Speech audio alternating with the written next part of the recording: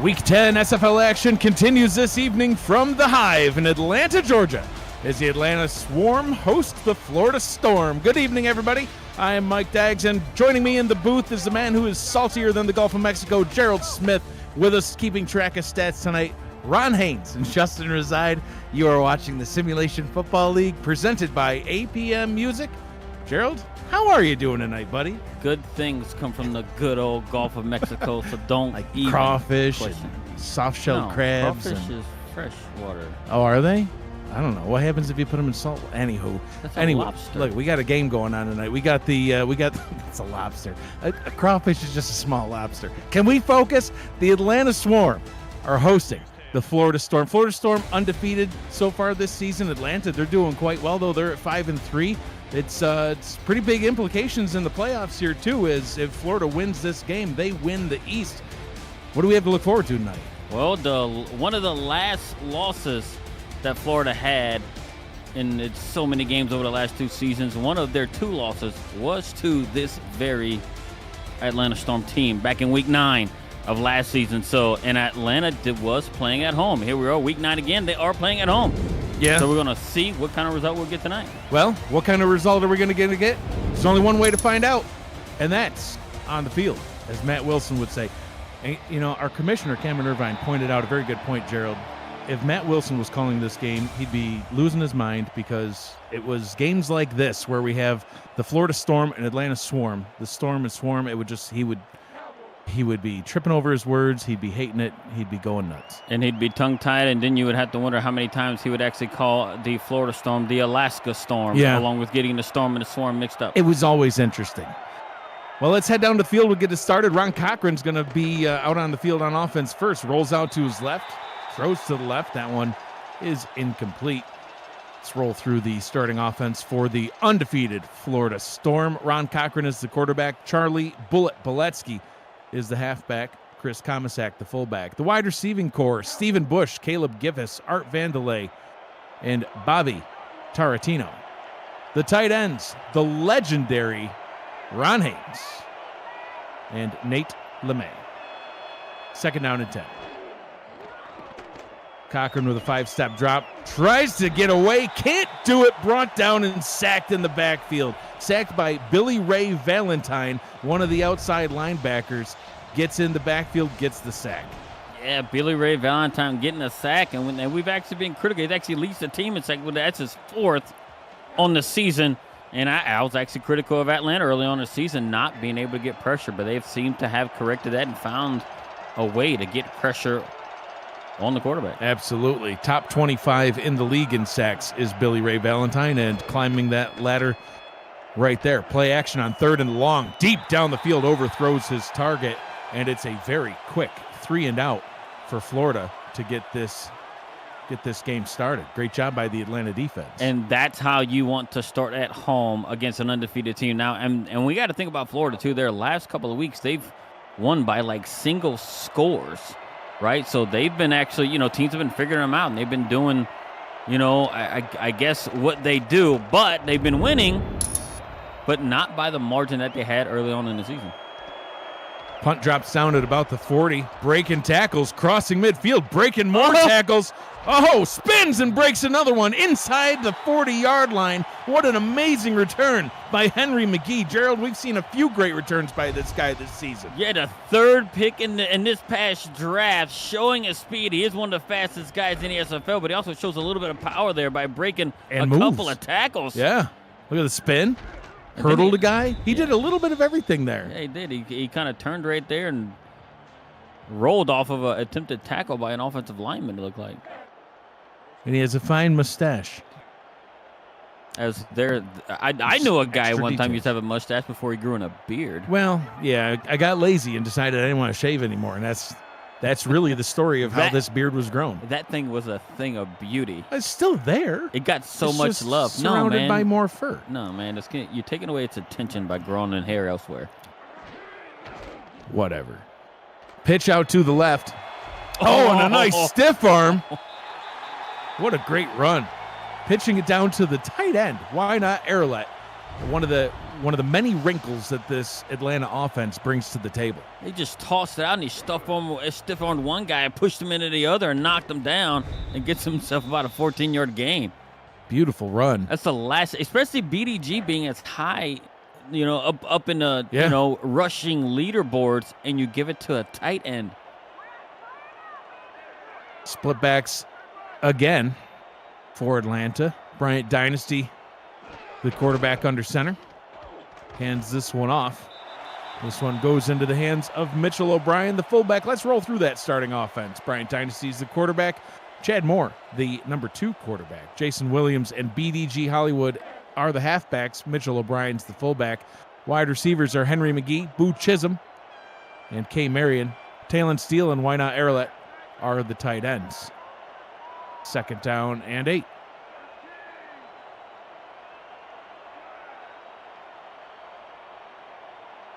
Kyle Fittimore in motion up to the top. From the 24, swinging this one out to Hollywood. Room to work. And, we've seen moves by multiple players getting extra yards on this Atlanta squad. Yeah, and Jesus Smith better check his ankles because he just got shook up right there.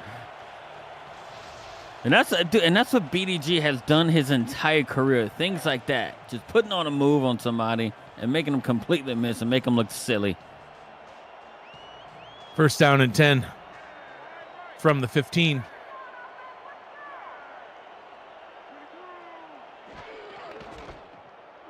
Ball is handed off, stuffed right at the line. Jason Williams with the carry. No gain. 2nd down. The starting defense for the Florida Storm.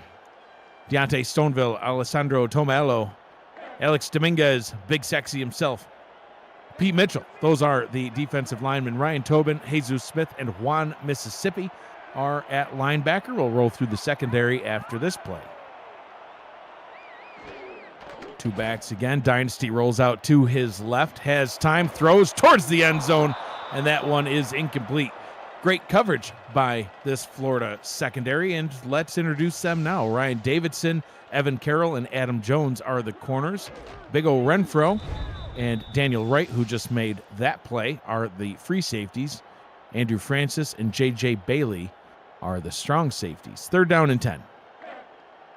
Yeah, very, very good play right there by Daniel Wright, the free agent signing out of Minnesota, coming up with a huge knockdown end zone. Carter Hollywood, Dean Falco, Sam Falco, Ethan Kai, and Astro Smith make up the offensive line for this Atlanta offense. Doing a great job this season opening up running lanes for Hollywood and keeping Dynasty on his feet. Flag on the play in the area of holding. That one is picked off and going back the other direction. Taken away by Ryan Davidson. Let's check this flag. Is it a defensive holding? Oh. And it looks like a block in the back. Yeah, clipping call on the offense. That's going to stand.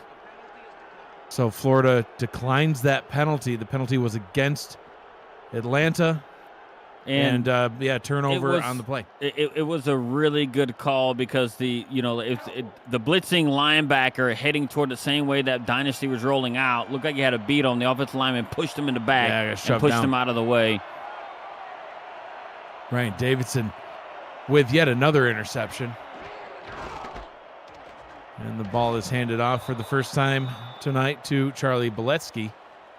He'll gain 3. Ryan Davidson, 4 interceptions now on the season. That's in the top 20 in the league, probably even higher than that. Evan Carroll also getting a ton of picks this season. He's got 5. That's best in the league. So this secondary, definitely one that likes to take it away. Number 2 in interceptions, Gerald, with 18 on the season. Yeah, and they're forcing opponents to do just that. Oh. Another handoff, this time going to Avion Kaysen, the backup halfback. And it made Gerald have a bit of a seizure. No comment on Kaysen and his ability to run. They're down at 4.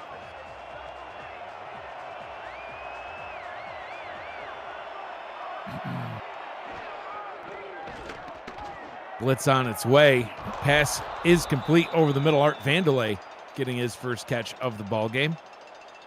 Moves the chains, fresh set of downs, and let's introduce the Atlanta Swarm defense. Leo Jefferson, Joshua Williams. Those are your defensive tackles. Shad Alien. Oh, my goodness, I can't speak. I just called him an alien. Shad Allen.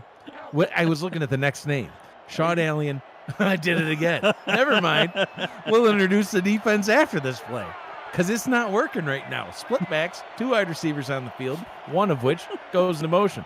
Bolesky into the slot. He's not an alien. I am sure of it. Added a whole bunch of letters there. That pass is incomplete. Let's try this again. The 8th time is this charm, as they always say. Shad Allen and William Patterson, along with Chris Porter, Grandpa Shine, and Billy Ray Valentine. Those are all the linebackers on the Atlanta Swarm defense. Bentley Bonner, Nathan Barnett, and Jay Miraculous are the corners. The Moose, Papineau, Grant Hardaway, Jeff Spicoli, and Chris Henry, those are your safeties. I did it. Cochran. Wide open. Off to the races. Art Vandelay inside the 10. No one's going to catch him. Touchdown, Florida, and they strike first. Points off turnovers, Gerald. Yep, and what a way to do it after you force a turnover on defense and you just take that opportunity and then you drive down the field right there. It looks like they were looking at somewhat of a run and allowed Art Vandelay to get behind him by about 5 to 7 yards, and King Henry just didn't have enough gas in the tank before Art Vandelay put his team up by 6 on that catch and run. A big drive for Florida, capitalizing off the interception by Ryan Davidson. Big touchdown by Art Vandelay. And Florida takes an early lead in this one. If you are new to the Simulation Football League, welcome. The SFL is football for everyone. Get off the sideline and start your player today by joining our Discord server at simulationfl.net. Click the Join the Community button and begin your career today, or just meet the stars of the SFL both on and off the field. It's never too late to get involved. What do we mean by meeting the players off the field, Gerald? Well, the SFL convention's coming up. You want to find out more details? Stay tuned because we'll talk about it later. So, yes, I'm holding you hostage. You have to, watch more of the game because I'm not going to tell them right now. That's how you get a captive audience. All right, you can go to the website and get all the details. Why would you ruin it for me? Or they can just wait outside the stadium and just, Unbelievable. shake hands with the players as they leave to go home to their families. They could do that too.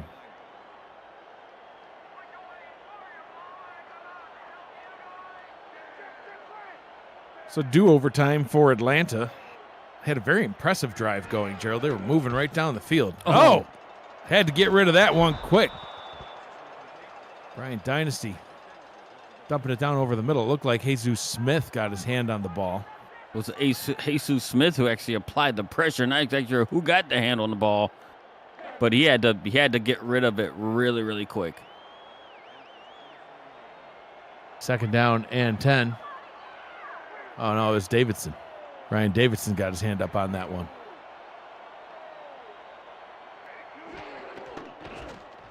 Smith with the pressure. Dynasty up top. Gets this one to Kyle Finnemore and gets a 1st down. And it looks like Florida knows that Atlanta likes to get Bryant Dynasty into space because the way they're actually sending, like the safeties or the corners off of the edge and the way they're sending linebackers, it seems like they have it pegged for what they want to do. Good block by BDG to push that defender out of the way to give Bryant Dynasty just enough room to find a clear open area. 1st down and 10. Oh, deep pass down the right side, getting the catch and then getting face masked. Ripped to the ground, K. Marion. How I don't understand what these refs are seeing with their face masks.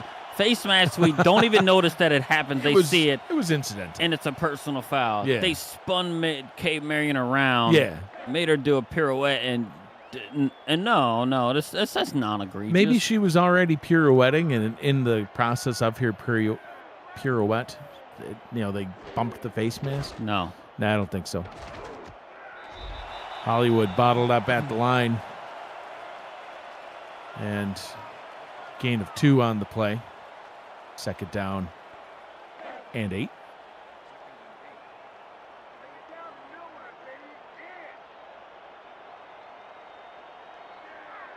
Two wide receivers down to the bottom. I formation from the 38-yard line. Dynasty throws down to the left. Double coverage, and Finnemore grabs it. Wow, what a nice catch. Dynasty had such a small window to fit that in behind the corner, underneath the safety, and threw it. And Kyle Finnemore showed no fear in going up and getting that ball and taking a hit. Getting his team back inside the red zone. We're going to call that one the nice hands catch, brought to you by Retroid. Put a Retroid handheld in your hands and play the only video game with your player in it. SFL 4K 23. Beautiful catch. Double, and if you can snag it in double coverage, that's a nice hands catch. Hollywood getting some positive yards on that one. He'll gain 6 up the left side, second down and 4. BDG just looks like he's going to just bust one. Every time he touches the ball. Every time he touches that ball, it's like, well, there he goes, and then somehow he gets tackled. I got it in my mind like he's gone, and he just doesn't go. Gain of 2, setting up a third down and 2. Jason Williams with the touch. Minute to go here in quarter number 1. We're going to see. Are they going to do a pitch out to Why-Not Arlette? He ain't in the game now, but they do got a BDG in the back. Hollywood in the backfield. Mitchell O'Brien at the fullback spot. We'll hand it off to Hollywood. O'Brien trying to open up a running lane for him. Gets it. And first down and goal now from the 7-yard line. Keeps those legs churning. He's a tough dude to bring down. Yeah, and it looked like he tried to make himself skinny, getting through the junk a couple of times, and he's able to do it. Now they're down to looks like the 7-yard line right here. Arlette back in the game. Hand down in the grass. Breaking through, getting into the end zone. It is a touchdown for Jason Williams in Atlanta. Able to put some points on the board, an extra point away from tying this one up. And that's the type of end they wanted to the drive on the last drive they had. They threw a pick instead. But now they're able to tie this game up and show that, hey, look, they're not flustered at all. And Florida coming in 7-0. Atlanta, I mean, they're longtime division rivals. Louisiana used to be in the East. So these guys are going battle at it, and they just showing Florida that they don't have any fear coming into this game. Jason Williams, one of 3 players to join the Atlanta Swarm squad this past offseason, all of which from Sioux Falls. 12 seasons in the league, a 2-time All-Star player. Hasn't been in the All-Star game since season 12, Gerald, but, getting runs like that and, just being able to pile on stats. That's how you get back into that All-Star game. So far this season, Jason Williams now with 8 rushing touchdowns. Came in to the evening's game with 7, obviously. Math. That was top 3 in the league. Hollywood, the one who typically gets most of the carries, most of the yards for this Swarm offense, but they split touchdowns fairly evenly. Williams with 7 and Hollywood with 6. And now, of course, Williams extending that lead by 1. He's got 8. Florida back on the field now. Let's see what they can do.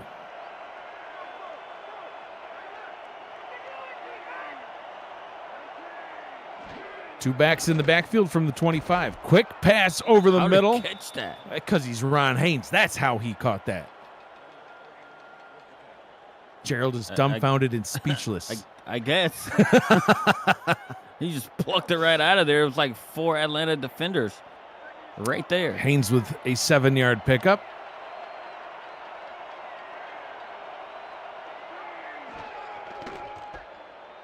Ball is handed off from the 32-yard line. Chris Komisak getting involved now, the fullback on this roster. Picks up enough for a first down. And Florida is just efficient. with the ball offensively, right? They just get down there, they limit mistakes and get. It seems like there's no negative plays that actually come out of a Florida play at all. Wrapped up and tackled after a gain of 5. Second down for the Storm. I think I'm going to start calling Shawn Allen the Alien, just because it just sticks now. It's the Alien. Yeah, it's an accidental nickname. Yeah, sorry, He's but it now. That's it. Alien actually got first contact on that previous run. Oh, hitting the backfield, and the Alien brings him down for a loss. See, perfect timing, just like that. 3rd down and 6 coming up. A 1-yard TFL for Shawn the Alien Allen. Credit to Just McCauley for getting in there, shooting the gap from a safety position, and allowing Shawn Allen to go in there and clean it up. Cochran back to throw on 3rd down over the left-hand side and gets a nice catch. Moving the chain. Stephen Bush with his first catch of the day. It's got to be it's demoralizing in a way for a defense, right? Like you really get a good tackle for loss on 2nd down to force a 3rd and medium or 3rd and long, and then, with just quick, the opposing team gains about 20 on a 3rd-yard pass. Ron Cochran and the rest of the Florida squad coming off a bye week, but in week 8 took on the Vancouver Legion and beat them. Ron Cochran, 25 of 41 in that game, 388 yards and 2 touchdowns, Gerald. He was slinging that rock all over the place. Ron Haynes getting another catch. He had over 100 yards in that game, actually. So 7 receptions, 106 yards, and a touchdown for him. One problem that Florida had in that game is 4 interceptions were thrown by Ron Cochran, but they were able to overcome that and get the win 33-30 in overtime. So a very close game in that one. First quarter's in the book, 7 apiece. You're watching the Simulation Football League presented by APM Music on YouTube.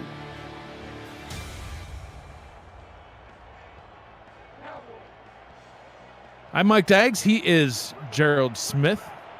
We've got the Ron Haynes and the Justin Reside with us on Stats tonight. Cameron Irvine, as always, our producer back at SFL Studios. Thank you for joining us all this evening on what we expected to be a great game. Gerald, we broke this one down on Friday night on the Matt Wilson Weekly Kickoff Show.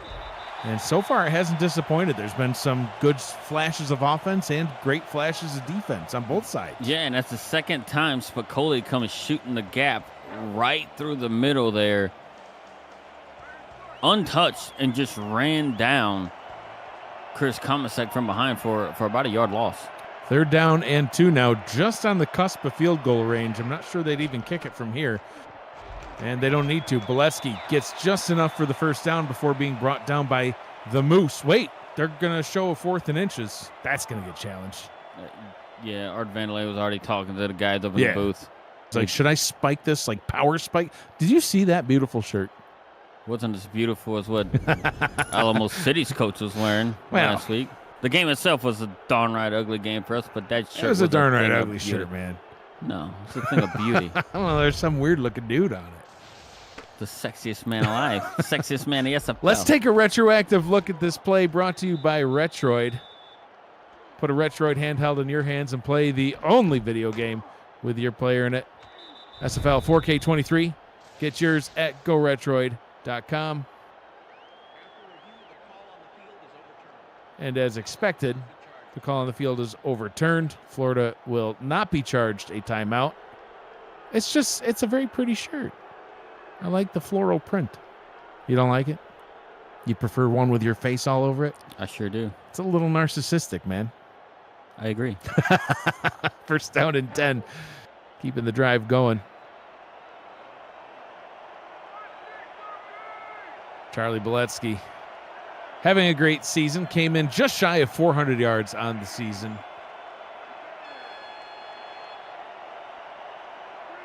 Splitting carries with Chris Komisek pretty regularly in this offense. 2nd down and 5 as he gets another pickup. He's getting pretty good yard per carry. I mean, across both of them, right? Between Komisek and Boletsky, right? You know, they're getting over 3.5 yards a carry each on the season. Pitch up top to Kason.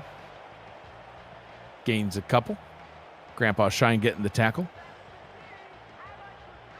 3rd down and 3.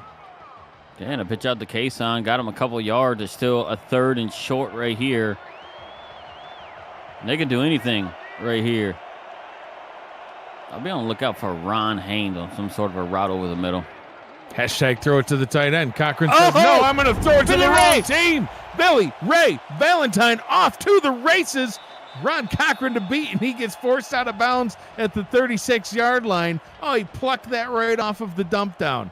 That should be your go Retroid. Yep. We're going to redo it. Grab it in your hands or something. Yeah, that's exactly what it is. Of the game, because he one-handed that from his linebacker position, and he's a former defensive end that just goes out there and one-hands it, and they get a pick of their own, and now they have the ball in Florida territory. Yep. Sorry, Kyle Finnemore. We're redoing it. That was the nice hands catch brought to you by Retroid. Put a Retroid handheld in your hands and play the only video game with your player in it. SFL 4K23 at GoRetroid.com. An outside linebacker plucking it while kind of stumbling, still managing to catch it and get yards after the catch. Yeah, that's the nice hands catch. Dynasty. Oh, fumbles it, and it's another turnover. Back-to-back plays with turnovers, both of which were done by a number 93. First, Billy Ray Valentine, and then defensive tackle for Florida, Pete Mitchell, falls on the fumble, forces it, and gets it. And Florida dodges a bullet. They get the ball back. Wow, what a sequence. You think tides are turned, and even see it come off the blind side, hits Dynasty right in the back, didn't realize he was there. Now Florida has the ball back. Pete Mitchell with his first forced fumble on the season. And Ron Cochran says, thanks, Pete, for bailing me out on that one. Art Vandelay down to the bottom. And Boletsky takes it forward 2. Grandpa gets another tackle. I need him on my squad. Boletsky or Grandpa? Grandpa. Why? Everywhere. Oh, well, yeah. That's Everywhere. why he came back this season. He's a darn fine player. Oh, when you end up 3-9, he's like, I got to fix this. And they're 5-3. 3 receiver set on 2nd down. Short drop. Oh! Threw it right over the middle to another linebacker. Chris Porter gets the pick. Another former defensive end turned linebacker for the squad, and he picks it right off. One-handed again. Give all these Retroids to all these dudes for all these hands. Retroids for everyone. I'm not saying the read again. It's gonna cost Cameron Irvine a lot of money. We got to start doing that. A defensive player gets a one-handed catch, like especially a linebacker or a lineman. Yeah, Cameron Irvine, a senior Retroid. Yeah, free, right? Yeah, an autographed one, an autographed SFL Retroid. Do it. BDG Hollywood. We'll pick up 5 up the middle. 2nd down and 5. Are you liking the game so far? I hope so, because I sure am. And if you are, do us a favor and smash that like button. And subscribe to the channel if you haven't yet. The SFL produces over 400 events a year. There is no one else that gives you more football. Don't miss a minute of SFL or SFLM action and help the channel grow through your support.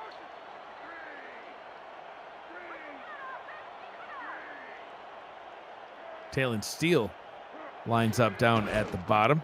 The pitch will instead go up top to Mitchell O'Brien. That one stuffed right at the line. Yeah, Daniel Wright come flying in from the free safety position and just put a hit on Mitchell O'Brien.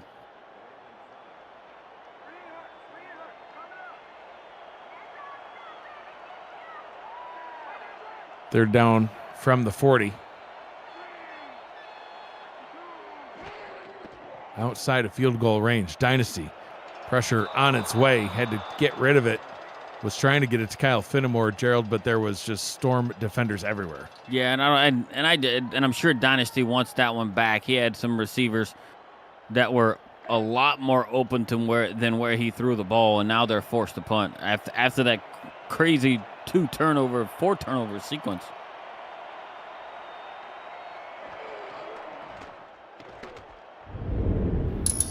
Punt is away. Fair catch called for back at the 13-yard line, and that is where Ron Cochran will come back out onto the field. So, Gerald, in the first quarter, we saw Florida with a quick 3-and-out.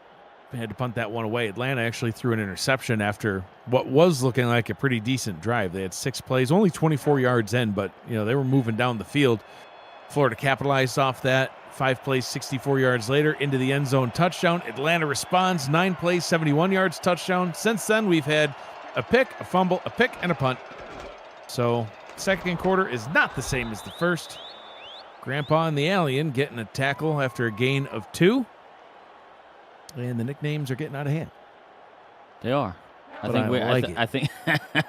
think we named Mr. Shine.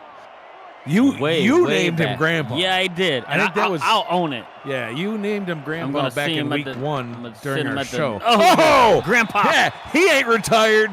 Stacked. 5-yard, what is that? 4-yard loss. 3rd down and 12. Grandpa He says, "Who you?" Look at him holding his hand up. Who you calling Grandpa? Keep calling it Grandpa. Yeah. It's motivation. It's bulletin board material. If I see him, he's an extremely large man. Yeah. I will say, "How you doing, Grandpa?" And I will let the chips fall as they may. Oh, you'll fall right with the chips when he smacks you. 4 wide receivers on 3rd down and 12. Cochran rolling out to the left, throwing it back to the right, and that one is caught for a 1st down. Riverboat Ron slinging rocks for the last 14 seasons. Stephen Bush with the catch. Yeah, and that's right there. That's what I was talking about earlier, right? Like you get a really, really good 2nd down play to force a 3rd down, a 3rd and long, and then on the 3rd and long, the quarterback gets just enough time and the receiver finds an open space and are able to connect to reset the downs. 1st and 10 from the 30. About midway through the second quarter. Kason getting another carry. So we see some updated team stats for the first time, Gerald. So far, Ron Cochran kind of doubling Atlanta's passing output, rushing game about the same. Very indicative of how we got to a 7-7 score. I mean, Ron Cochran has done well when he's kept it away from the linebackers who used to be defensive ends. Yes, otherwise, yeah, the secondary's got nothing on him. Linebackers, oof, watch out. Grandpa don't have a pick yet, though. 7 tackles mid-second quarter and a sack. He's doing everything else. 3rd down and 5. Oh. Deep drop. Has to get rid of it. Yeah, this pressure is getting there. I know you mentioned how Atlanta was a team that they needed to get more pressure. We're seeing it tonight. Yeah, look, and that was a screen pass. So, I mean, he wanted to invite the defenders in, but Jay Miraculous read that screen pass like a darn book because he was right there. He was quicker. He got to the receiver when the ball got there. Marcus Agrippa to punt now for Florida. Wow, long punt. Drops down at about the 18-yard line. Oh! Returned up to the 25 and then just basically ran into a wall. Oh, good. We get to see it again. So look at 68. he was running like, what was his, Adam Sandler in that way? What was the football boy? movie? Yeah, what was his name? Bobby Boucher. Yeah, he's running like Bobby Boucher. I just envisioned him like screaming like, boom. That's the greatest linebacker ever. He was. He Bobby. was. And running back. Who's everything? Yeah, he did it all. And served some high-quality H2O. Dynasty over the middle. Getting it out to Talon Steele. 1st down for Atlanta. So a lot of back and forth now here in the second quarter. Back-to-back touchdown drives to end the first. And then Like I said, we had the interception, a fumble, an interception, and a punt. Well, now we've had another punt, and brings us to the 10th drive of the ball game with Atlanta. See if they can capitalize and get some points. And they're moving the ball. Just last drive, it just stalled right, inside of Atlanta territory. Dynasty over the middle to steal again. Wow. That was sweet. I thought that was a pick. It somehow got through the defender's hand. I didn't get a good look at it. I'm about to get a good look here. But he threw it in such a tight spot, and he just missed it. Daniel Wright, a former All-Star. I mean, he's got to be kicking himself. He had positioning and everything and just happened to miss the ball. Oh, right over his shoulder. Wow. Daniel Wright in his first season with Florida came over in free agency from Minnesota. His 6th season in the league, and just he got beat on that one. Hollywood wrapped up after a 4-yard gain. Hollywood having a quiet night so far, Gerald. 5 carries, 21 yards. They haven't needed them. It seems like they've been able to move the ball in other ways so far to get themselves in a position to score.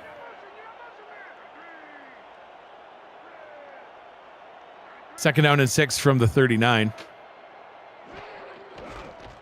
Pitch down to the bottom. Williams gets planted. They'll pick up 1, but it cost him a little bit. Evan Carroll, he's proud of that tackle. Yeah, Florida has some of the better run-stopping DBs in the league. I mean, I know Canton and what they're doing, and we're not going to replay that record over and over again, but Florida is doing it in a different fashion. Dynasty connects over the middle to boo medium rare Chisholm, but there's a flag on the play. Ineligible downfield. Who's that on? I don't know if I saw that. They're calling it on number 69. It's Ethan Kai. That's his 2nd penalty today. He was the one that was caught early on for the block in the back. Oh, now that's just unfortunate. He pancaked him. We look at a second. He pancaked the defender. That's just unfortunate. Yeah, he absolutely. And he happened to get about 3 yards downfield. 2-minute warning here in Atlanta. Tie ball game. Atlanta in possession of the football. See if they're able to capitalize in these last 2 minutes. We watched the replay. Somebody hit the ref with a juice can or something, because that was just that ought to be rewarded. Right? Yeah. He absolutely pancaked the defender and sent him about 4 yards upfield. So yeah, he was indeed past the line of scrimmage, laying on the defensive tackle. Dynasty, almost gets hit. Instead, throws it downfield and connects. Henry McGee. This is insane. I haven't seen this many contested catches, and it just shows the focus of the look. And this was almost like a broken route. He stopped to turn around for like a little stop route and realize, I can go further downfield. And he goes further downfield, and Dynasty is still able to hit him and get him well within field goal range here. 7 of 11 for 117 yards.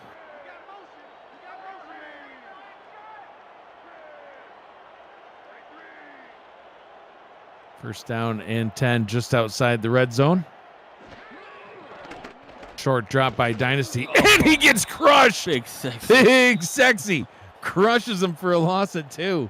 He just enveloped him. He was not a 4-time defensive player of the year, 4 consecutive defensive player of the years for no reason. Absolutely. He was one dominant human being at one time. He's getting up there in age, but he still knows how to play. Seasons 8, 9, 10, and 11 consecutive defensive player of the year. 4-time All-Star as well, most recently in season 14. 15 seasons in the league, the wily old vet. There's quite a few longtime veterans between these two squads. Dynasty darn near throws a pick. Adam Jones. It's funny. You see a player like Adam Jones, he's been in the league 8 seasons, all of which have been with the Florida franchise. And he's like not even close to the longest tenured player in the league. We got Ron Cochran with 14 seasons, Stephen Bush with 13, William Davidson with 13, Alex Dominguez with 15, Ryan Tobin with 13, Davidson, Carroll, Francis with 13, 15, and 14 respectively. And that's just on Florida's side. I haven't even gotten to the other one yet. Dynasty. Gets that one connected down to the bottom, and that one is complete for a first down. Kyle Finnemore gets the catch. Clock stopped with 1:11. That was a very good route run, very good read by Dynasty to be able to hit him and throw the pass right after he got out of his cut, right to where only his guy can get it, and have them pick up the first down. Stopped at about the 11-yard line. They'll call it the 11 and a half. How will our stats crew count that one? The 11 or the 12? The world may never know. 0.5. Yeah. It's at the 11.5-yard line. We have the official word from Ron Haynes. That's the 11. Dynasty. End zone. Incomplete. Wow. Another contested catch that one was not to be. Medium rare Chisholm was not able to haul that one in.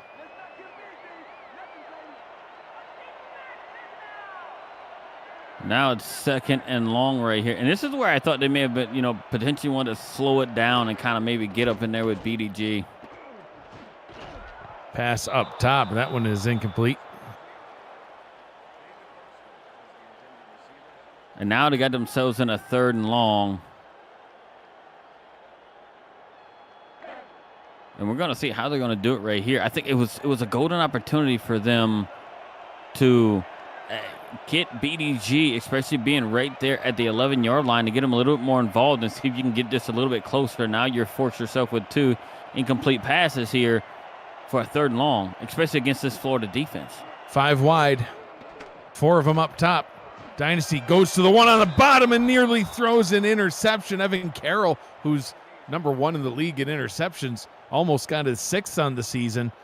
But that one falls harmlessly to the turf. That was close. Yeah, I don't know what Dynasty was looking at there. I don't know if he just did a no-look pass or something, because that's darn sure what it looked like, because he just wasn't open at all. No, he was trying to force that one into Chisholm, it looked like. 28-yard attempt from the right hash for Sammy Steele. Kick is on its way. It's up. It's good. And Atlanta takes the lead in the ball game. Steele with 10 field goals made on the season. Well, it's enough to get them on the board. They got down there and got points, right? It gives them the lead, and it seems like, God, we're just so close to kind of getting a full 1-score lead on them, on the undefeated Storm. And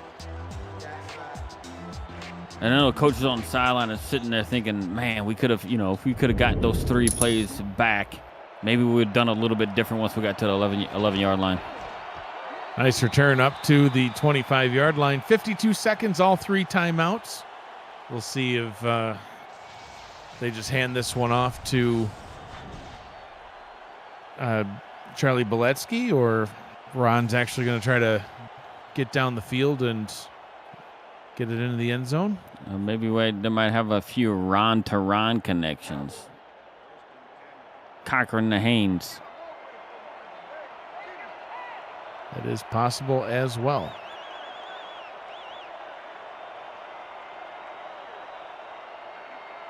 Cochran under center. He'll hand this one off to Beletsky, who's bottled up right at the line. No gain on the play. And both teams content to let the clock roll. So DJ Kilgannon in the chat had asked a question, Gerald, talk about 4-time defensive player of the year, but also 4-time All-Star. The first recorded All-Star game was in season 10. So, nice pass over the left side to Stephen Bush, and a timeout's called. So, defensive player of the year for Alex Dominguez. He had it in seasons 8, 9, 10, and 11.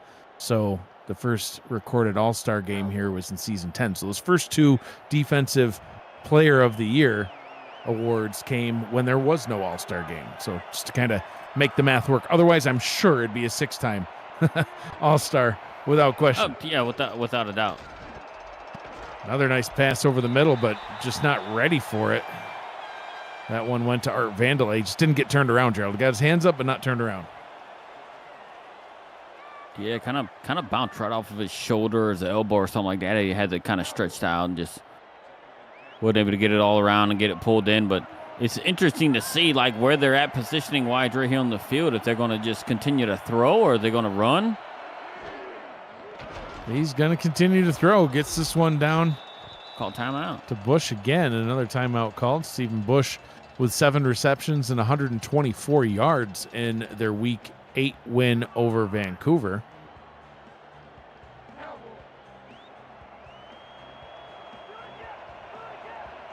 From their own 48-yard line. 17 seconds on the clock. Cochran throws again to Ron Haynes. Now you got to call another timeout. No, they're going to go into the hurry up here. They spike it. This is dumb. And Ron spikes it. Yeah, it chewed up about 4 seconds that they definitely could have used. Just use that timeout and then see what you can do with it. You can't take them home with you. No, and it's... they're in a Hail and Mary look at them right there. formation They're in a here. Hail Mary formation here. Like, why not call that timeout and get yourself another play? Because you could have saved yourself about 4 or 5 seconds and got 2 plays off. Cochran heaves it deep down the right side, and that one is batted away by the Moose. And 0-0s on the clock will bring us to halftime. Your score after 2 quarters of play: Atlanta 10, Florida 7.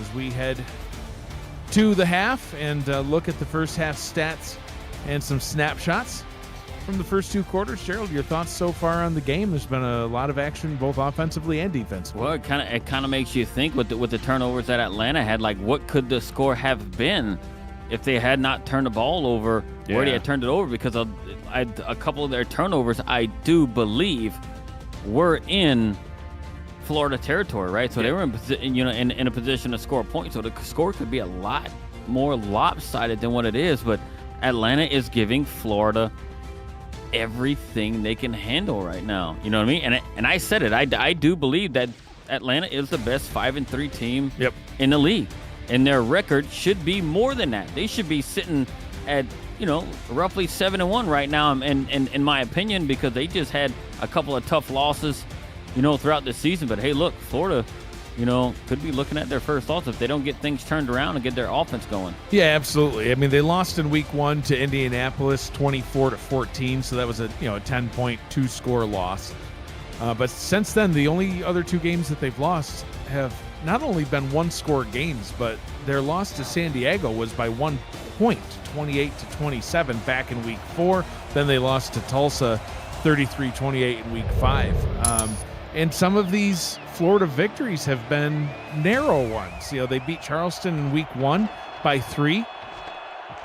Let me watch this return to see if McGee goes and busts one out. But they won in week 1 by 3 points to Charleston. They beat Alamo City by 1 point in week 6. Their week 7 victory was a 7-point win over Arizona. And then in week 8, right before they went into the bye week, they had a 3-point win, and that one was in overtime. So they've had some close ones that people have given them a run for their money, and if anyone's going to potentially beat them, it could be Atlanta. But very even game so far, Gerald, and the stats and the scoreboard tell that story. Yeah, and they're gonna look, and they got their work cut out for them. I mean, Atlanta at home is one of the tougher teams, at least this season too. I mean, just Atlanta's doing their stuff, and Atlanta knows who they are, and they know what they can and can't do. So, and they're giving Florida. I mean, look, these 2 coaching staffs on either side, right? They know each other's tendencies. They've been playing for such a long time. BDG Hollywood gets the first carry of the second half, and that one goes for nothing. We've got an update from the game in Fort Worth, Texas. Cameron Irvine back at SFL Studios. Thank you, Mike. Here's a highlight from the first half. Fort Worth was up 17-7. Packers going to get out of this one, and then watch Robert Garrett Jr. right at the last moment get a block on 2 different defenders for the Fort Worth score. It's a long pass from Atlanta, 2 for a first down. Fort Worth all over Charleston, 30-7 in the third. Back to you. Thanks, Cam. K. Marion with a nice reception there as we look at some updated stats for quarterback Bryant Dynasty. And Gerald, that was one of our picks, Fort Worth and Charleston. And Sure was. Who'd you pick? I felt bad for you. I won so many games the last 3 weeks. I mean, if I lose this one, I'm like, yeah, I'm just throwing you a bone. I felt bad. You were so disgruntled and you upset. are such a pal. Even from the Revs beating the Aztecs, you're still bitter about that, and I understand. I would be too. I'm bitter about other stuff entirely. That's for completely different Second down reasons. and 3 coming up. We'll talk about it on a special edition of the show. From the 39-yard line, Dynasty under center. 3-point lead, and they're going to try to put some more points on the board in this drive as Jason Williams is able to get them just on the cusp of field goal range on the opening possession of the second half. I'm Mike Daggs. He is Gerald Smith. We've got Ron Haynes and Justin Reside with us tracking stats tonight. Cameron Irvine, our producer. Jason Williams with 5 carries so far. Oh, the blocking was really good there. Nice run there. Second down and 3. I thought there was so much more going to happen on that play with the blocking I saw, and one defender kind of got a sliver of hope and was able to bring a BDG down, which isn't really easy, right? Most times the first defender that gets to BDG does not bring him down. Yeah, it's almost never. He'll either spin around them or break that tackle, but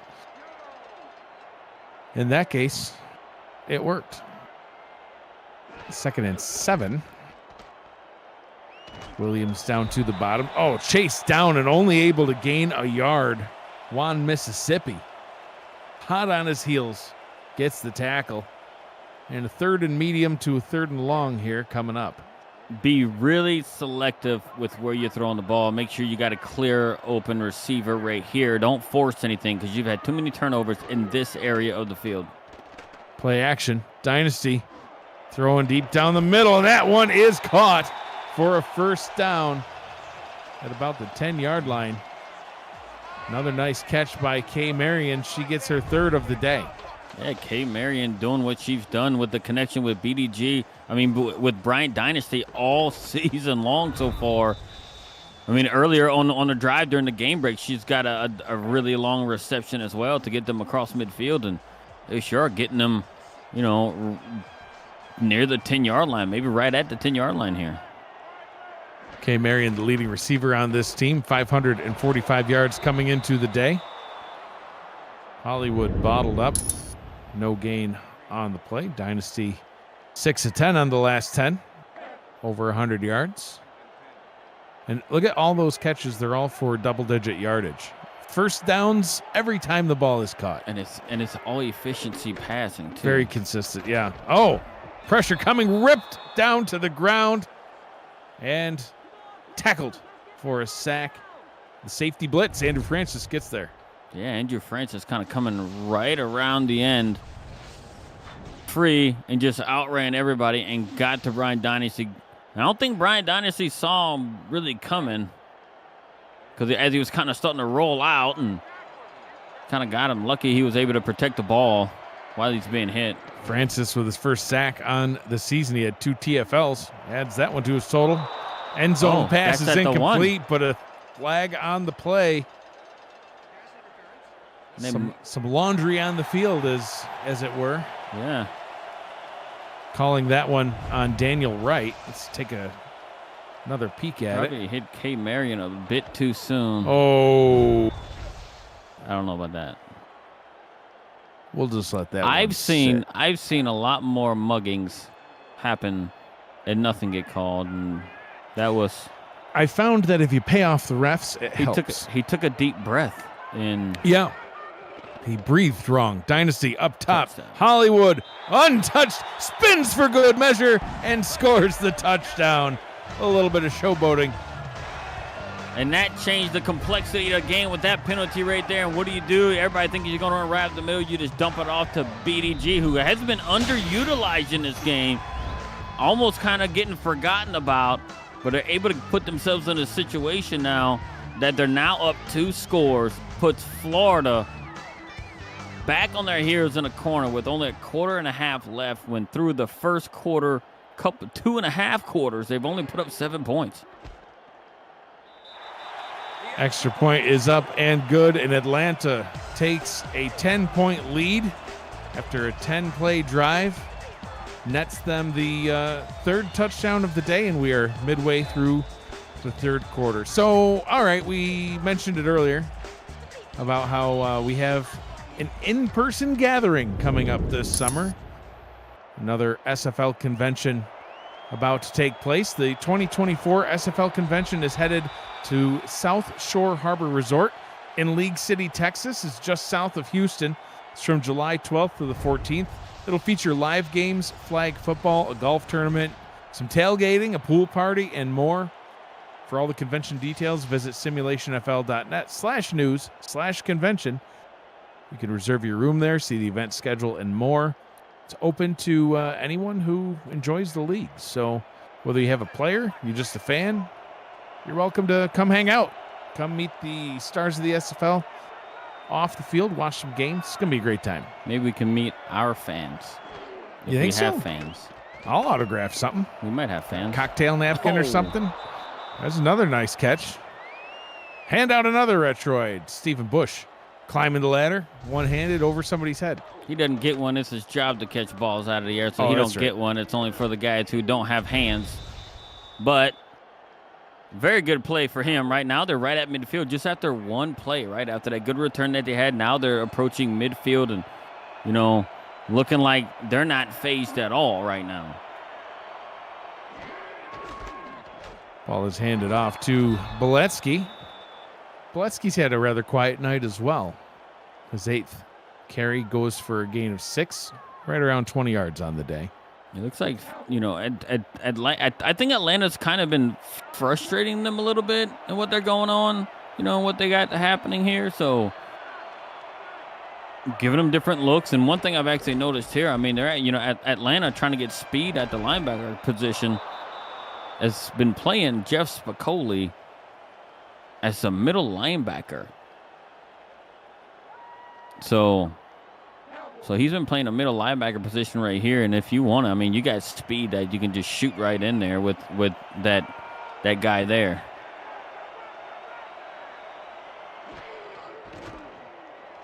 Boletsky with another carry. Hopping over people. Gains 9. And then tries to... Can't do that. Tries to gain maybe a little more. Everyone saw. Yeah, we did see saw. that. We did indeed. 2nd down and 1, I formation. Right on the edge of field goal range. Trailing by 10. And they're going to give him the first down. Kaysen with the carry. And at least for right now, it's a first down. Yeah, I don't know if he got that.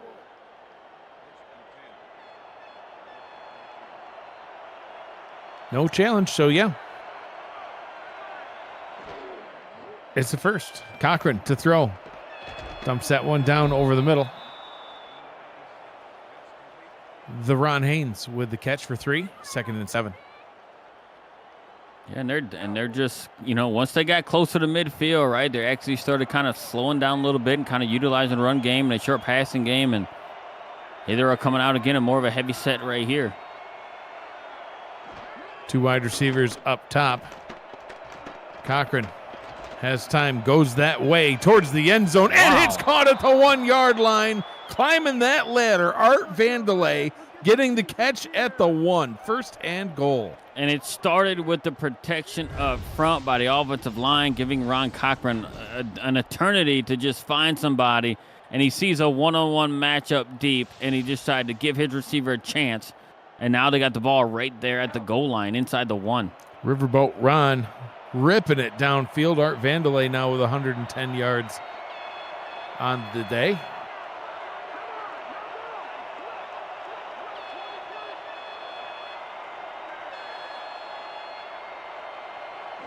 Cochran hands it off. Diving into the end zone, Chris Komisek, touchdown Storm. And what a way to answer by the Storm after going down 2 scores. Got down there really, really quickly, and now finishing it off with a Chris Komisek jump over the line for a touchdown to close the gap back down to 1 score.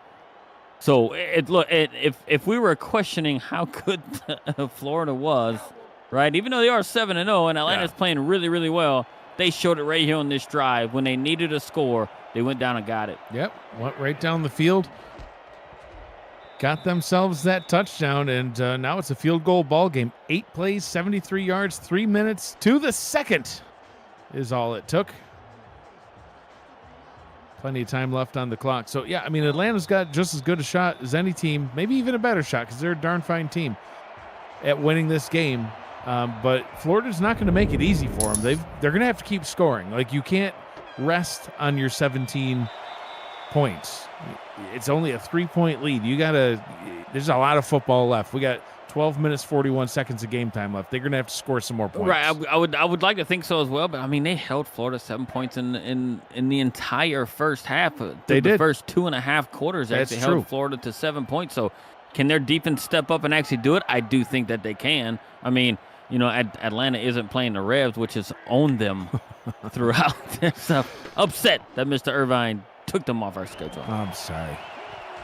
Dynasty dumping that one down to Erlet. Haven't called his name in a little while. He had a really nice run to start the game, a 13-yard run. His first catch of the ball game.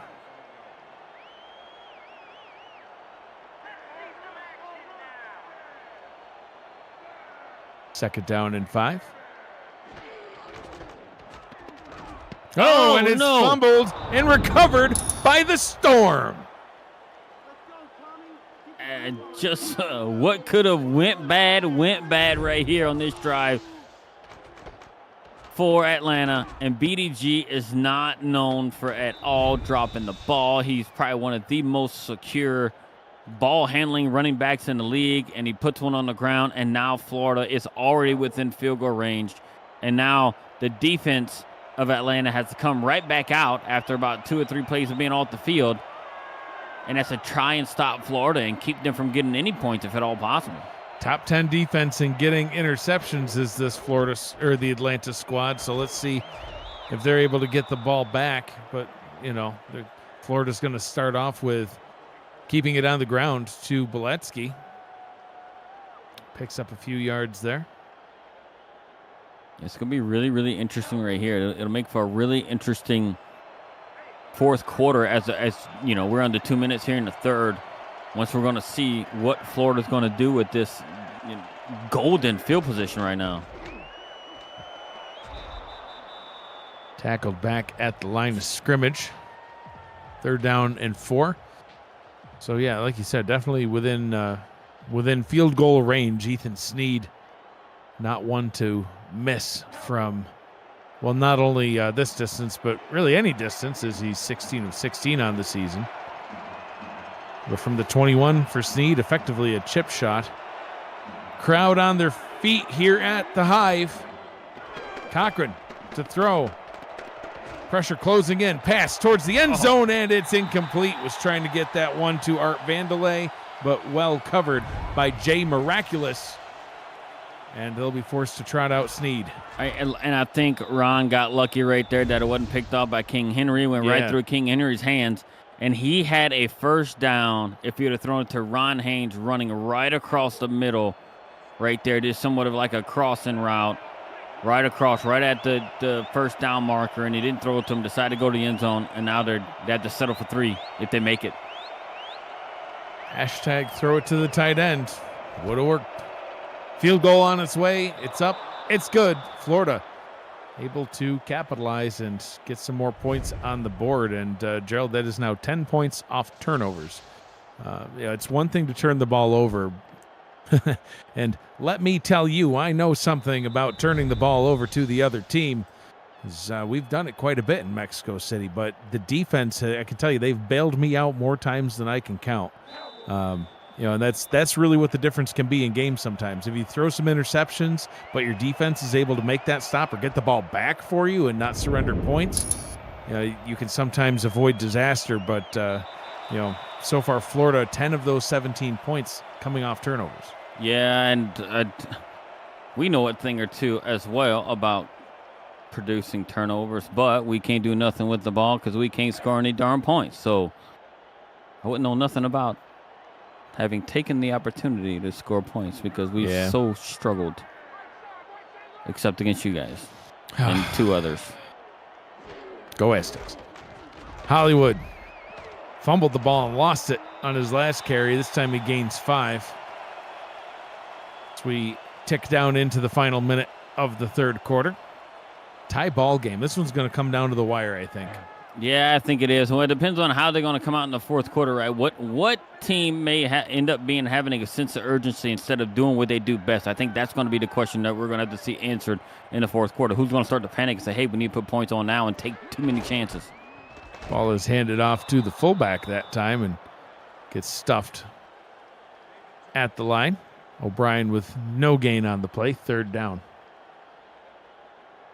I think this is a big 3rd down for Atlanta right here, right? You coming off of Florida going down there and scoring a touchdown, and then you having a fumble and then getting a field goal out of it. They basically had 10 points scored within a minute or 2 of game time. 100%.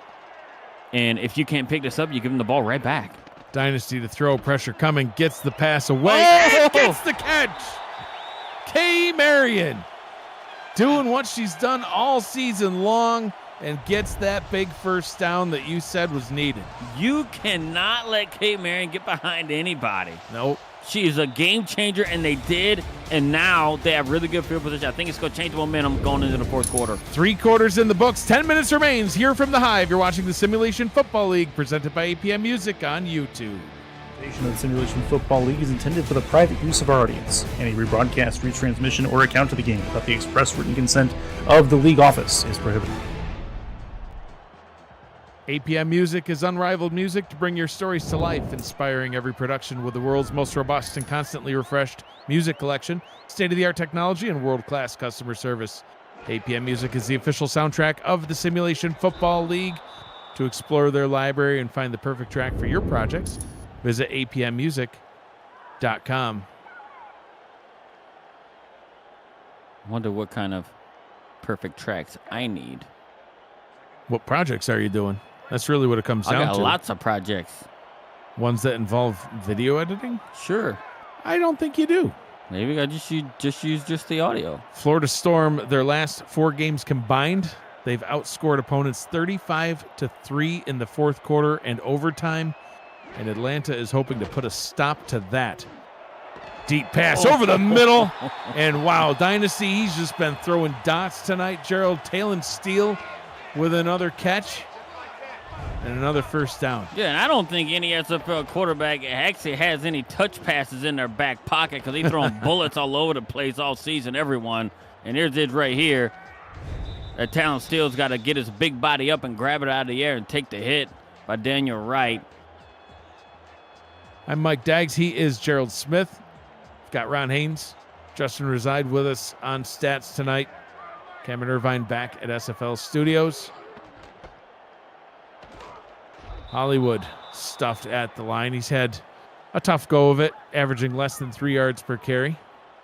13 rushes for 35 yards this evening. And it's all due to just, one guy is bringing him down once he gets the ball. It's just not typical Bryant Dynasty type running. Dynasty out to the left, throws back to the right. K. Marion. Oh, you called it, Gerald. You can't leave K. Marion that wide open, and she takes advantage of it again. And they're doing it in such a unique way, right? What do you do to make the defense think that, hey, we're going to sit there and we're going to roll out away from K. Marion, but Dynasty just noticed where she's going to be at and throws it there. She's wide open. The defense was not looking for her to get the ball, seeing in the direction Dynasty actually rolled out to. But she was wide open there. K. Marion with 105 yards. Dynasty's last 3 completions all over 20 yards. See, and he throws a shorter pass there, and it's incomplete. He's got to sling it 20 yards downfield. That end zone is 10 yards deep. He can throw another 20-yard pass here. No, it seems like he's got to throw these difficult passes, too, and make his guys work for it. It seems like he has a little bit more energy to go up and get those crazy balls he throws. See, you throw a 20-yarder right here, you're going to catch it in the back of the end zone. Finnemore in motion down to the bottom. Dynasty under center. 4 down linemen for the Storm. Dynasty rolls out left again, throws end zone, and it is incomplete. Oh, I thought Marion might have caught that one off the bounce, Gerald, but let's take another look at it. Yeah, we're right there. They knew there were so many Florida defenders around her right there, and they knew exactly where he wanted to go. And what they did on that one, he rolled out toward K. Marion, right in the line of eyesight. And when they roll out, the defense has all defense will have a tendency to roll with the quarterback, right? Because that's typically where it's going to get thrown at. But Ryan Davidson almost getting his second pick of the day. Henry McGee, the rookie. He's on the field. Moves up top, 2 to the top, 2 to the bottom. Play action. Dynasty rolls to the bottom, throws to the top, and it is caught! K. Marion, touchdown Swarm. What does he do? Go to one way, throw it the opposite way to K. Marion. If it worked once, it can work again. 20-yard pass, too. Counts for 11, but it went 20 yards through the air. That's all he's catching. And she skies up in her 6'6", 222 frame, goes up above 3 Storm defenders and pulls it down to give her team a 7-point lead pending the extra point. Actually sailed about 28 yards through the air before that was caught. My goodness. She's playing out of her mind. Yeah. Extra point try by Sammy Steele. Kick is up. Kick is good. Atlanta, 24-17. You remember that stat that was on the screen earlier? Florida combined in their last several games have only allowed, I believe it was 3 points in the fourth quarter. It's the first touchdown that the Storm defense has allowed in the fourth quarter since February 4th versus Baltimore. It's been a little bit. Yeah. Okay. Great analysis. I had nothing else to say. It's already been said. Yep, that's it. Getting slide these little love notes across, so we got to read them. We don't have to read that on the air, do we? But this is going to be a really telling drive right here for Florida. If Florida doesn't do anything with this drive here, I think it gives Atlanta the upper hand going forward.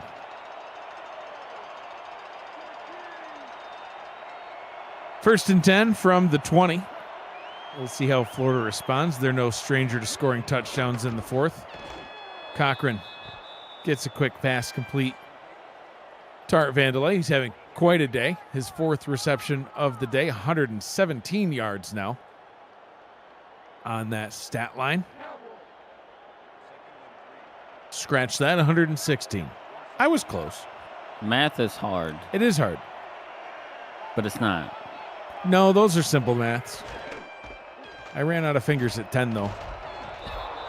Komisak gets the first down. See, and I really like what Florida's doing here, right? This to me shows me what the coaching staff and the players are already thinking, right? We don't need to panic. There's a lot of time in the fourth quarter. Run your standard offense. We can still play the offense that we know how to do. We don't need to panic and try and just air it out similar to what Atlanta did. It's just stay true to who we are. Handoff again. Grandpa giving the cold shoulder after a gain of only 1 yard. He's going to make a darn all-star game again. I don't doubt it. From a rocking chair. Instead of from the couch to the field, from the rocking chair to the field. The Bullet getting some yards. King Henry with the tackle. 3rd down and 1. A Quanah Shine, 56 tackles coming into the game tonight. 14 tackles for a loss. He's got a forced fumble. Is that fair to just have like a wide receiver just obliterate your DB? And it wasn't even like it went to that side, but it didn't go nowhere near to him. That's talking about completing a play there. Stephen Bush doing his thing. 3rd down and 1. Another big 3rd down. Can they convert this one? And they do easily. And he keeps on going. Chris Comisac crossing midfield all the way to the 41-yard line before he finally ran out of gas. It's like he came around the corner and he didn't realize, hey, I got room. I might as well seek contact and roll a guy over. Bam, right there. And he just kept going. Holy cow. And they're just doing what they're doing. And they're not doing anything spectacular. They just execute about as well as anybody can on offense. Moose Papanow, he's used to being the one that's hitting people like a moose. Instead, he gets run over. He's like, what just hit me? Well, that was a Chris Comisac. 250 pounds. 6 on the line for Atlanta. Whoa. Pressure gets there fast, and that play is broken up. That was a whole lot of dangerous. Yeah. 2nd down and 10. Clock stopped with 5:54 to go in the ball game. A 1-score ball game, which Florida and honestly Atlanta too have both experienced several so far this season.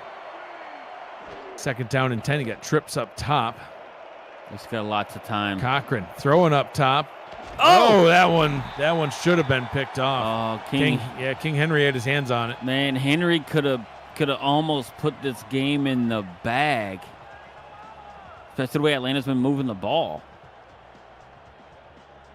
Now it's 3rd and long, right? So Florida has been pretty successful on their 3rd and longs when Atlanta has forced them into it. We're going to see what they're going to do here. Yeah, outside of field goal range if they don't gain any more yards. Trips now to the bottom. Cochran throws it to Boletsky for the first pass to Boletsky. Are you kidding me? Oh, and 4th and inches. I would go for this. That's the first pass to Charlie Boletsky of the ball game, and he makes the most of it. 9.9 gained, just shy, and they're going to bring out the field goal unit. Why would you do that? Oof, I don't know. I'd give it back to Chris Comisac myself. I'm not liking this decision either. Ethan Sneed on for the field goal try. The kick is on its way. It is good. Ethan Sneed now with a new long field goal on the season, as his previous long was 44 yards. Able to peg that one through and cuts into the lead, Gerald, but they're still losing, and it's still a touchdown game. Yeah, I didn't like that at all. Maybe they just. I don't know. You're almost forfeiting your drive. I won't say that you don't have confidence in your defense because you need your defense to stop them here and get a touchdown. Yeah. I just don't understand the logic behind it. But who are we to question a team that's 7-0? To be honest with you, that's true. Do we have 7 wins between the two of us? Yeah, collectively. Oh, we do. Yeah. See, so we know a thing or two about winning 7 games. It just took both of us to do it. Yeah, it took us to lose 9 times. Now, you didn't have to bring it up like that. They have 0 losses. We've got 7 wins. You're more of a glass half empty sort of guy, aren't you? I'm a realist? I don't like it. 1st down and 10 for the Swarm from their own 20-yard line. 5:18 to go in the ball game. See if they get Hollywood more involved. Now Dynasty's just going to chuck it up top to Finnemore. No, that wasn't a pass interference. He grabbed Finnemore before the ball got there. Is that what PI is supposed to be?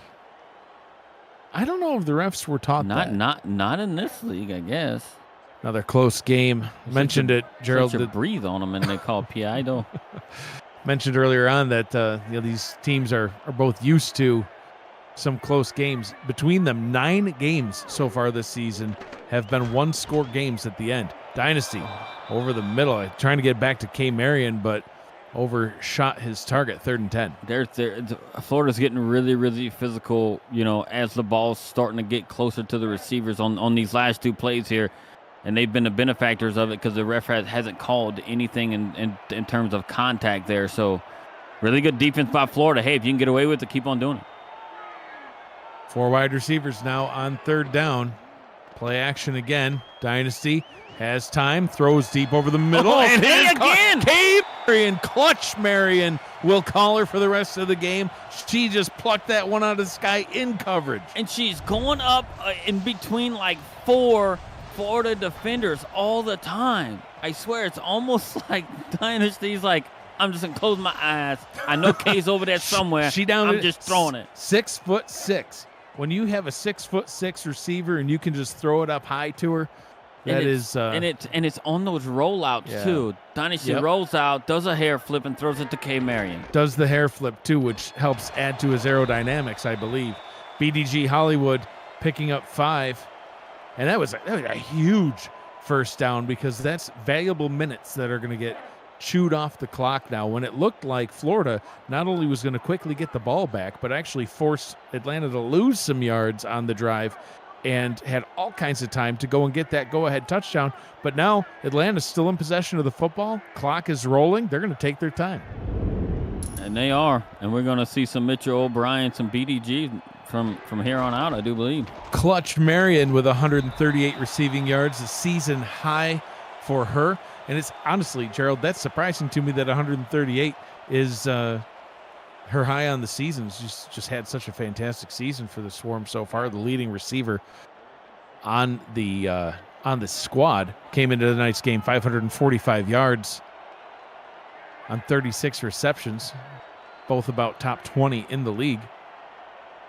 Certainly added on to that total tonight. She'll climb that leaderboard. Oh, Dynasty, quick it. pass down the left side. Tried to get it back to Marion. Hey, man. got to throw some arc. Daniel Wright got in the way of that one.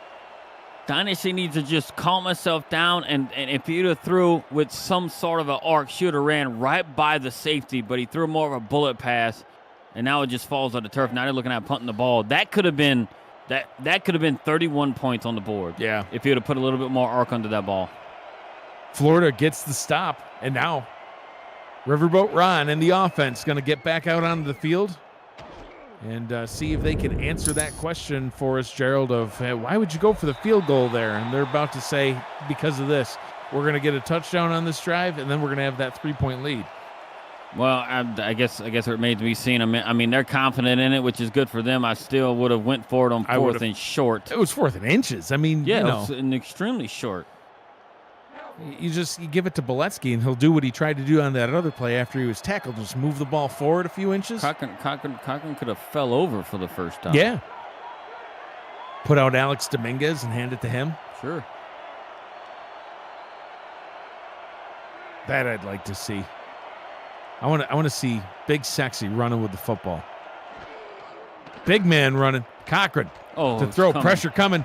Go. Throws down the right side, and that one is incomplete. Almost got sacked. Oh, Ryan didn't see it coming. I know he got hit. I think it was King Henry coming off the edge right there, I think, applying the pressure.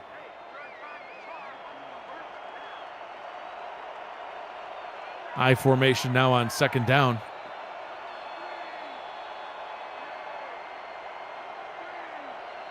.332 remaining from their own 19-yard line.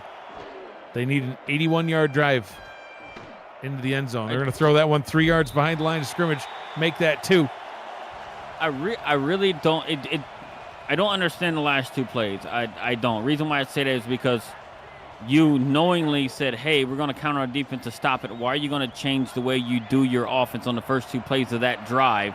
Because now they're going to be in a situation where they have to go for it on 4th down. Trips up top. Cochran rolling that way, firing that way, and overthrows his target. Tried to connect with Stephen Bush, and man, a quick 3 and out that went for -2. And it does appear like they keep this. This is what I don't like about how they did. Now, the way they started their last drive was perfect. They did what they wanted to do on offense and just kept to it. They could have done the same thing here with about 4 minutes left, but they decide to have the play call like it is, not a force to go for it here. Big 4th down. Going deep down the field, and it's incomplete. No flags on the play, and it's a turnover on downs.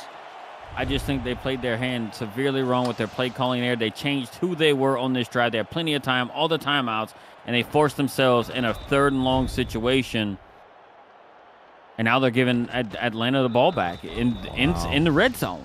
I would have absolutely gone for it on the 4th and inches. 4th and 12 with 3 minutes to go and all 3 timeouts. I'm punting that ball. Like their defense got the ball back, so I'm kind of okay with that now. But I don't like the play calling. Yeah. They wanted to go deep the entire time. They had tons of time with 3 timeouts.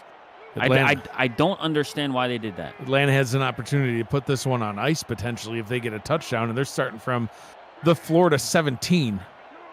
At minimum, they can make it a touchdown game with a field goal. We're going to start off with a handoff like we saw very early on. If you were here all the way back at the beginning of the game, we saw a carry by Why Not Erlet, the tight end. Gets another one there and gains 2. But more importantly for the Swarm, lets the clock roll. And Florida's going to get, a free timeout after this play. But they got to play really good defense here. They're just going for it. Dynasty throwing. Look, and it is picked off. There's the really great defense. Jesus Smith down the sideline. Oh, my God. Is he going to go? Can Kay Marion catch him? That's the only one that possibly can. She I don't can't. think she's going to do it. What's going on? It's a touchdown for the Florida defense, and they take the lead. What do I know? That's just how they drew it up to turn it over on downs and give it away and let Atlanta literally almost throw the game away to Jesus Smith, who intercepts it on the 1 and takes it back for a touchdown. 99-yard pick 6. This replay, he's not very fast, but he made it. This replay is going to take another minute. Here he goes. It's rumbling, stumbling down the sideline. Kay Marion must have been gassed, just couldn't catch him. A huge turn of events. I have so many questions and no answers. Wow. A whole lot of mess happened on Florida's drive, and then that there was just not a very good decision. They decided to go for the kill shot, and it just didn't work out. Wow, a huge turn of events, huge momentum shift, but Atlanta about to get the ball back. They have the 2-minute warning and all 3 timeouts. And all they got to do is get themselves into field goal range, and they could at least tie this one back up. So much for putting it on ice. Kick taken back at the goal line and returned by McGee. He's always a dangerous target as well on these kick returns. Broke the first tackle and is brought down at the 26-yard line. So Bryant Dynasty back out onto the field, 17-31, 277 yards, 2 touchdowns, and 2 picks, one of which cost them 6 points. Florida has now scored 17 points off turnovers, one of which in the hands of the defense itself. Dude, and that's the thing, and you take it right there. I mean, and it's like Florida shouldn't even really be in this game right now if you end up taking away them points, but it's just bad. You didn't even have to throw the ball at all there. BDG Hollywood looking fresh, gaining 14 yards on that carry, and that will bring us down to the 2-minute warning. Man, if you are not watching this game, you're missing out. Florida 27, Atlanta 24. Atlanta in possession of the football. It's going to be a great finish. You're watching the Simulation Football League presented by APM Music on YouTube. 2 minutes.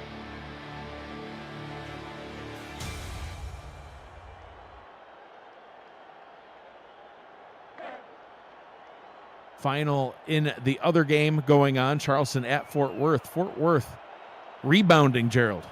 After only putting up 7 points the week prior, they put up 40 and stomp Charleston 40-14. Hollywood runs back to the line and gets stopped.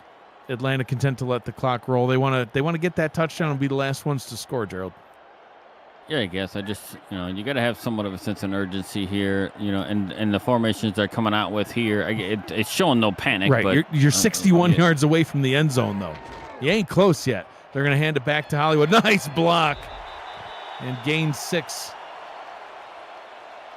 Gonna let the clock roll here as they want to see what happens. It's weird. I mean, why are you being conservative now when you could have been conservative when you were inside the red zone?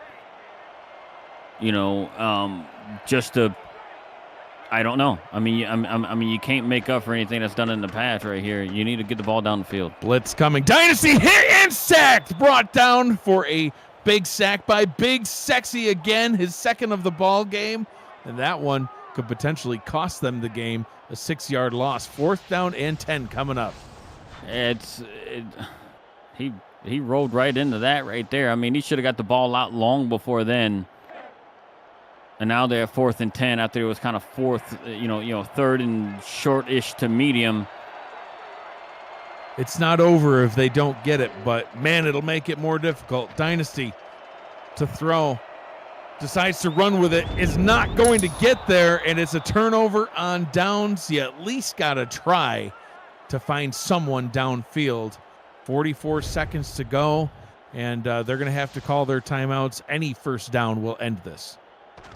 Yeah, just should have just thrown it up to K. Marion. Yeah. I would have much rather the pick down the field than actually giving the ball right there to him. So it was a weird situation there. You know, Florida, nearly, handed the game away, and then they were really forcing it to have Atlanta give that mistake. It's not over yet, but they got to actually make plays right here to stop them. That run for a gain of 2 will force them to burn their first timeout.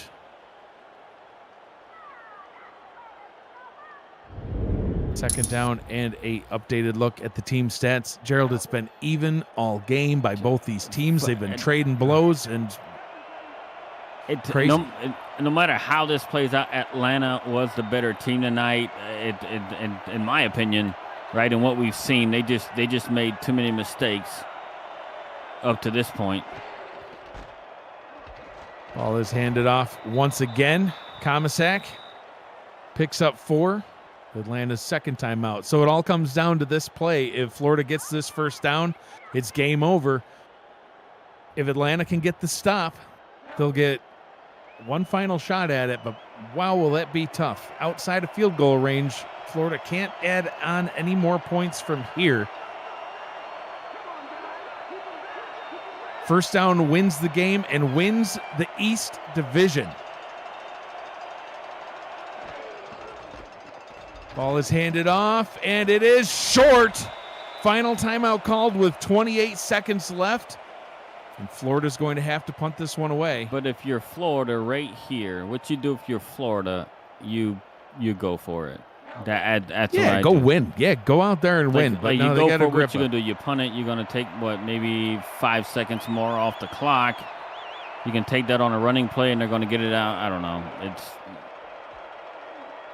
whatever. A high punt coming down at the 15-yard line and returned up to the 16. 20 seconds to go. 20 seconds to get in field goal range and stop that clock. Tomorrow night, Cameron Irvine and Mike O'Neill and the rest of the Monday Night Spectacular crew are back.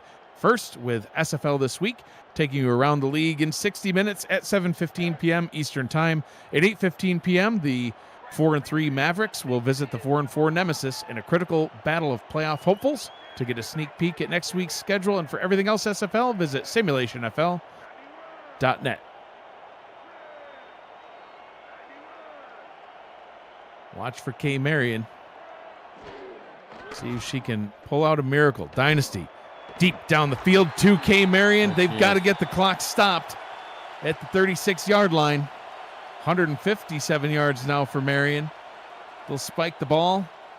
What are you waiting for? With 4 seconds left. Way too much time off the clock. 4 seconds waiting for what? I have no idea.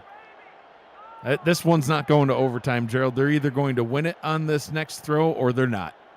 Simple as that. There's not enough time to get in field goal range and stop the clock. I don't care if they're tiptoeing down the sidelines as they catch it. Well, they've in got Hail to Mary formation. Yeah, and they've got to get far down the field, and Brian Dynasty's got to hold on to the ball just long enough to allow his players to get down the field. Dynasty throws downfield. It is not long enough. K. Marion was the target, and it's game over. And Florida has won the East Division and the ball game. They advance to 8-0, and that's going to be enough for them to win that division and head back to the playoffs once again. Yeah, and I think Atlanta's going to be kicking themselves. They're going to go back in the locker room and realize that, hey, that they let Florida hang in the game. They let Florida, come back. They got 17 points on the board off of turnovers, won by their defense alone.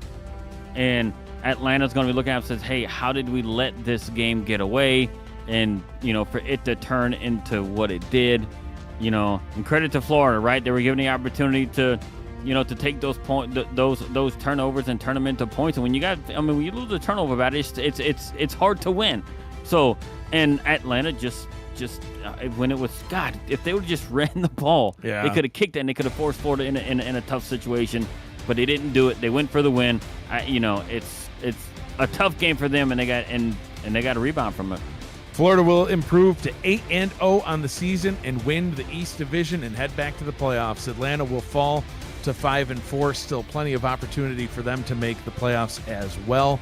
Next up for Florida, they will host the Denver Nightwings in Week 11, and the Atlanta Swarm will be back here in Week 11 hosting Baltimore. Another great matchup for that one. This has been a presentation of the Simulation Football League presented by APM Music. Final score, Florida wins it 27-24. For Gerald Smith, Ron Haynes, Justin Reside, Cameron Irvine, and Matt Wilson, who will always be with me in spirit, I'm Mike Daggs. Thank you for joining us. Be kind to one another. Always choose happy. Have a great night, everybody.